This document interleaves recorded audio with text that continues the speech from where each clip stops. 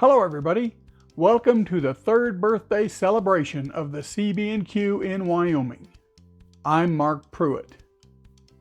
The layout has been under construction for 3 years now. That means two things. First, I'm getting older real fast. And second, I'm getting older real fast.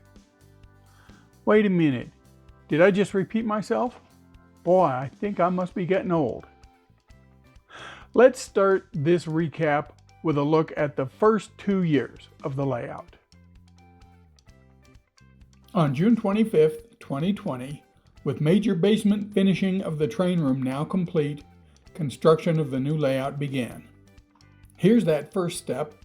I dug the Casper yard benchwork, which I'd brought from the old layout in New Jersey, out of the garage and laid it out on the floor of the train room. Reassembly of Casper yard commenced.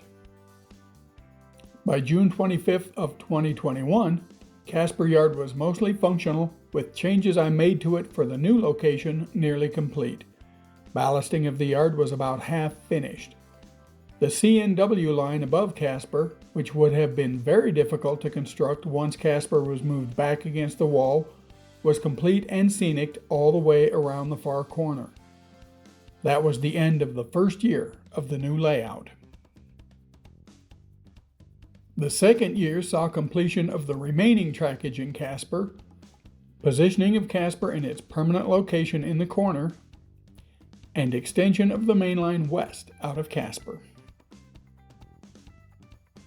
By the layout's second birthday, scenery work had commenced on the Wind River Canyon, trackage at Thermopolis was complete, and the mainline was pushing towards Worland.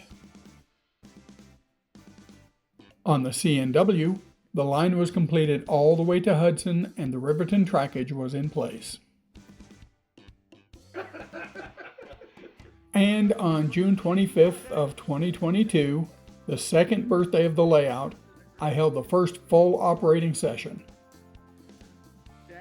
On to year 3. One of the first things I did in year 3 was add a Wi-Fi Trax WFD31 to the layout.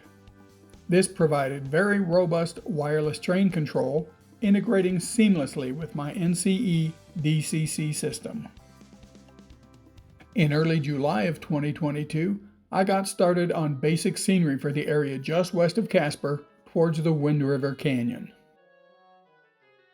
I also built an old Sidem kit, the Grand Junction Box Company, which I renamed as Todd Brothers Pallet and Crate.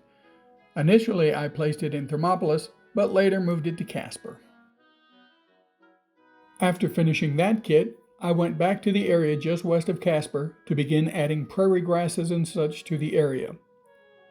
This work went on for several months, and in fact I'm still working on it. You'll see more of it as the video progresses. Early August saw construction of the Worland/Grable Peninsula benchwork. Construction of the Cody Branch subroad bed on the peninsula was done the second week of the month. The third week saw the addition of track to the new subroad bed. This new track would only be in place for a few months before it would be ripped out. With the hidden Cody Branch trackage installed, work turned to installing the subroad bed for Worland right above. The last day of August, I began laying out track center lines at the south, or railroad east, end of Worland, near the Holly Sugar Plant. Also in August, I built several Intermountain tank car kits and added them to my rolling stock fleet. Unfortunately, these kits are no longer available. And occasionally I would jump back over to the Casper to Powder River area to spend the odd 15 minutes or so on the scenery there. By September 1st, I was adding texture layers to some of the static grass. This work continued sporadically throughout September.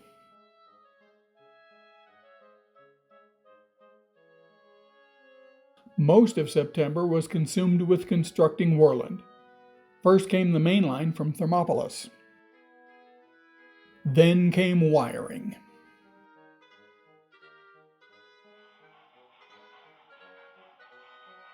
On September 10th, the first train rolled into town.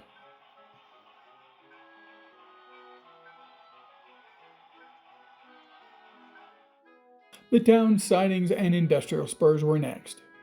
First, I laid cork sheeting. Then I laid out track center lines and began fitting turnouts. In the middle of the month, I was busy building turnouts and laying track. By the 21st, whirling track work in the center of town was complete. Holly sugar on the south end would come a bit later.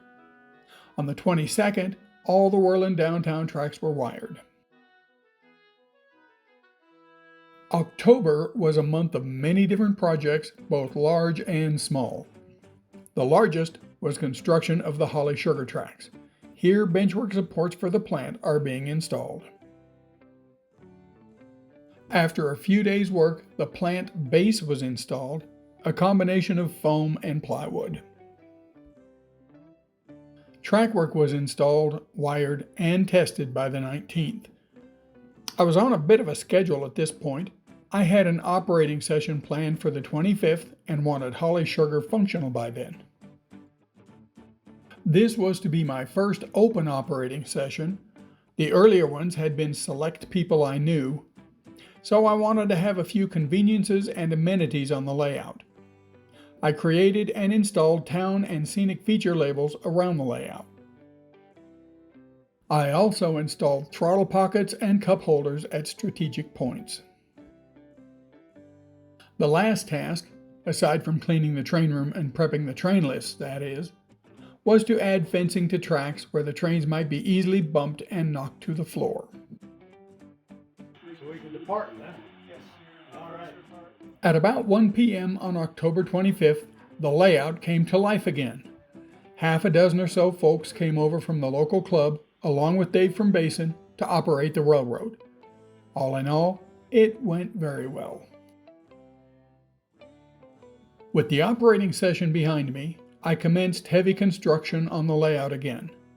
This time I was looking at building the Grable area on the opposite side of the peninsula from Worland. To do that, I had to lay out Himes Curve, which takes the main line from the west end of Grable 180 degrees around the corner to the swing bridge at the layout room entrance and on to the Franny Oren yard. Detailed track plans are all well and good, but actual construction trumps any plan. It turned out that I was a few inches shorter on space between the Worland Peninsula and the stair wall than the plan showed. A 30-inch radius curve just wouldn't fit without tearing out and relaying nearly all of Worland. Fortunately, the prototype gave me an out. The real Himes curve in northern Wyoming is very tight, so I decided it would be, quote, prototypical, unquote, to go with a 28-inch radius for Himes curve on the layout. That's the tightest curve on my entire mainline. About the same time I was struggling with Himes curve, my entire operating concept for the layout was turned upside down. I had planned traffic flows for the layout in which all local trains on the layout originated in Casper. Well, it turns out that all the locals that serve the Cody branch and everywhere in the Bighorn Basin down to Thermopolis originated in Grable. I spent a couple weeks looking at how I could revise the as yet unbuilt parts of the layout to allow those locals to come out of Grable rather than Casper. I found a way to not only do that, but also to vastly improve the Cody branch and east and west staging as well.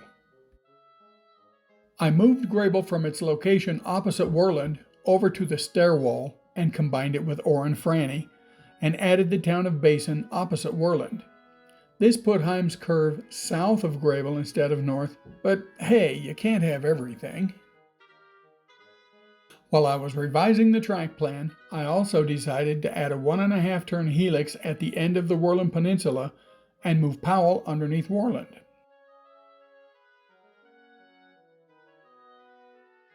That meant demolishing that little bit of Cody branch I'd built in early September, but the gain would well be worth the extra effort.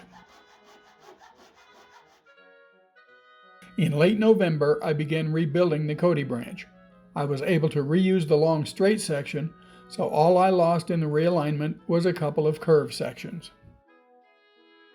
Also in November, I continued working on the scenery project that never ends, the area between Casper and Powder River. In December, I was still working on the new Cody branch. On the 9th, I began work on the new helix down to Powell. It took 10 full days of work, but on December 19th, the helix was completed. A test run up the helix proved the track work was solid.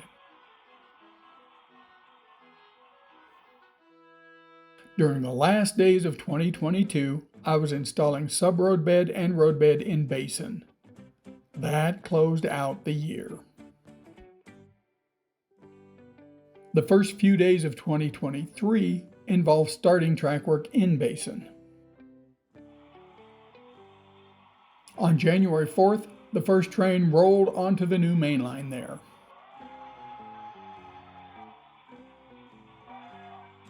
Major surgery sidelined me for about a week, but on the 6th day after getting home, I was able to do some very light work on the layout. I started slow, installing the ground throws for the basin siding off the main line. By the middle of the month, I was recovered enough to complete basin track work. That was pretty much it for actual work on the layout for January. I still didn't have much stamina, and I was under a doctor's orders to not do anything too physically demanding. I spent most of the rest of the month doing things I could sit down for, mainly building a set of hoppers for use in sugar beet service for Holly Sugar. I did manage, over a period of several hours, to disassemble and move a set of shelves that were blocking benchwork construction for Grable. In early February, I completed the hoppers and got them on the layout. On the 16th, my friend Walt from New Jersey came out to visit for a few days. With his help, we knocked out the bench work for Grable in a single day. The next day, we built the section of bench work that will carry the CNW from Hudson to Lander. The last day of his visit, the 19th, we spent some time just running trains. Since I was in something of a benchwork building mode anyway, I decided to continue in that direction and build the Lander benchwork over Grable.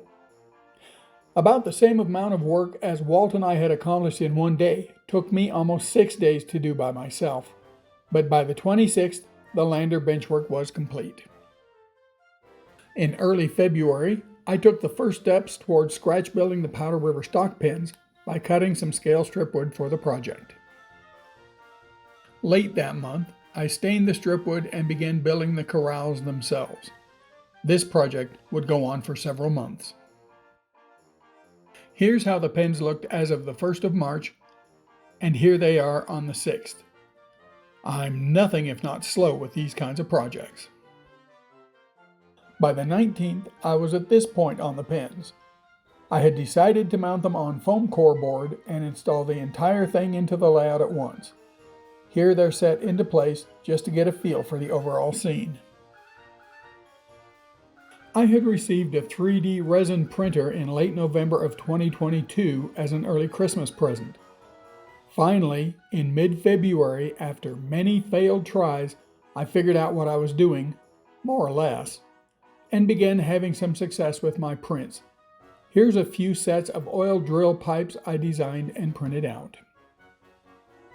In February, I designed a small house in Tinkercad and printed it out. After a few adjustments, I got a good print. I tested the fit of some Tichy doors and windows and set it in place in the corner of Casper near Rocky Mountain Drilling. Over the next few months, I've printed out several other small projects, both ones I designed myself, most notably sets of turnout ties for my Fast Tracks turnouts, floors for the stock loading pen chutes, and a slightly larger house. I also paid a couple of dollars for other models I've printed. In mid-March, I began building westward out of Hudson towards Lander. This was the first sub-road bed west of town. Over the next few days, I installed the sub-road bed for the mainline, if you can call it that, to Lander, and the spur to Poposia Mine Number 1, a coal mine.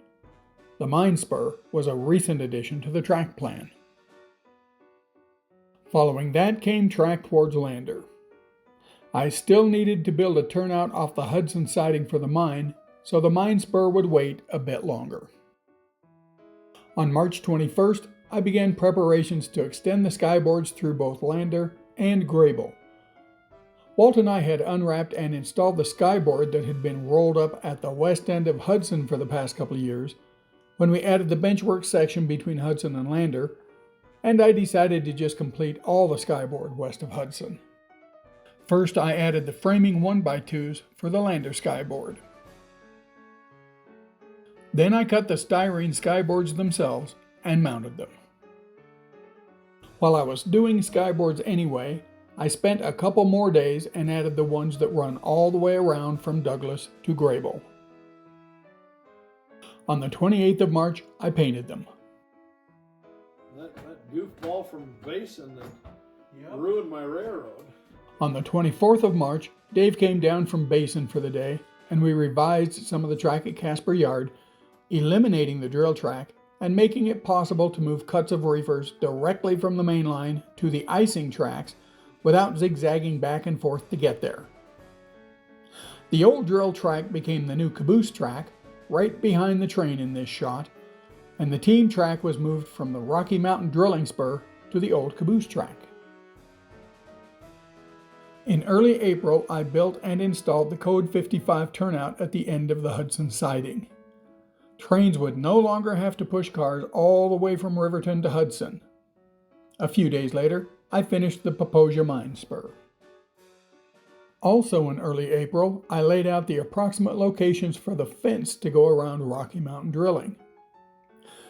In the middle of the month, I went to Basin to visit Dave, and he showed me how he builds chain link fences. He even built one large section for me. When I got back home from the North Platte, Nebraska train show, I installed it on the layout. I hadn't spent much time on the stock pins for a few weeks, but on the 18th of April, they looked like this. On the 20th, I began construction of the first set of loading chutes, and on the 22nd, they were done and glued in place on the foam core. On the 23rd, the second set was installed. That was it for construction of the pins for over a month. On April 24th, I started another months-long project, construction of the long truss bridge that will carry the C&W across the Poposia River into Lander. This is a beautiful kit made by Central Valley Model Works, but it was a bear to assemble, mainly because of difficult to follow instructions. But I muddled through, finishing the deck, then the trusses, and finally getting the entire thing assembled. Rails and the tie deck aren't permanently attached yet.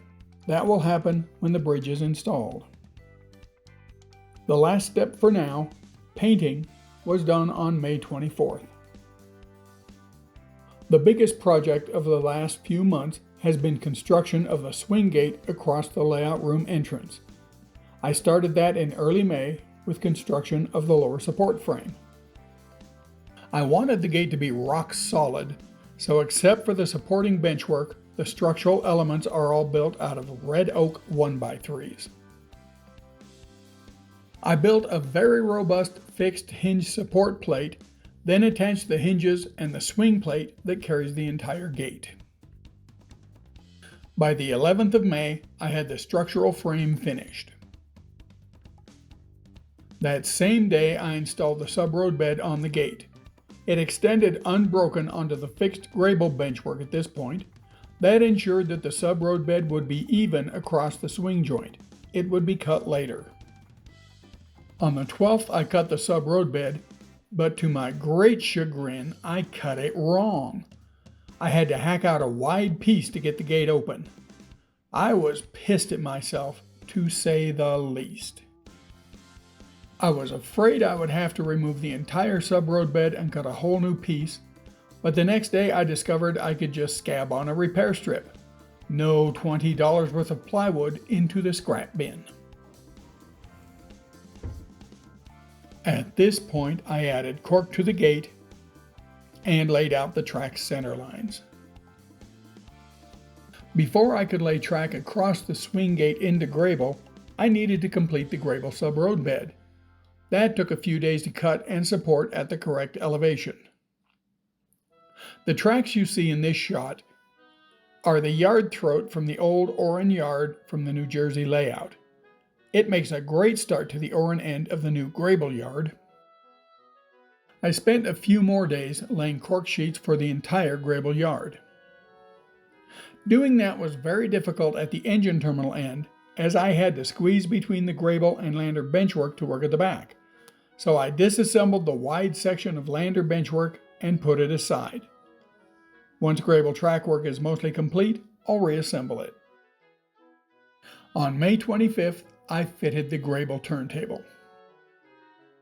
On May 26th, several months after having installed the Himes curve sub-road bed, I was finally able to lay track through that curve. I went right onto the swing bridge without cutting the rails. I cut the rails the next morning after the caulk was fully cured and extended the track across to Grable, again without cutting the rails. Late that afternoon the caulk was cured, so I cut those rails. Half holding my breath, I opened the gate. Yes, the rails cleared! What's more, the gate closed with the rails going right back into alignment. It works! By the 30th, I had the main line connected all the way to the far end of Grable. I hooked up some temporary feeders and ran a small locomotive across the gate into Grable. It crossed the rail gap smoothly. On the 31st of May, I did basic wiring for the gate, and on the 1st of June, I added switches to automatically interrupt power to the gate and the approaches on both sides if the gate isn't fully closed. The last couple of weeks, I've been adding track work to the gate and building Grable Yard. This will continue for a while into the 4th year of the layout's existence because Grable Yard is pretty complex. In between working on Grable, I've also been building more chain link fencing for Rocky Mountain drilling. That's going pretty well, and progress is rapid. The fence extends most of the way around the property now, and even has the clumps of grass that so commonly sprout around the fence poles. What happened to the stock pens? Will they ever get finished? Well, they have. I picked back up on them right after I finished the truss bridge. Here's how the pens looked June 2nd. On June 12th, I finished the pens and set them in place at Powder River. They look funny in these shots because the base is sitting on top of the scenery, not in it. The easy fix for that was to embed the base into the scenery, so on June 15th, I removed the plaster scenery over the foam, carved a recess into the foam, and set the pens in place where they belong.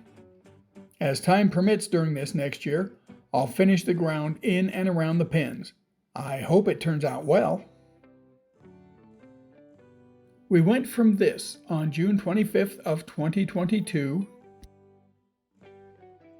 to this on June 25th, 2023. Quite a change. Hopefully this next year will bring a lot more progress, including more finished scenery. Thanks for joining me on this review of the 3rd year of the layout. I hope you enjoyed it. Now it's back to the usual monthly updates, plus the occasional operations episode and maybe a few others from time to time as well. Thanks for watching. Stay safe, stay happy, and I will see you soon.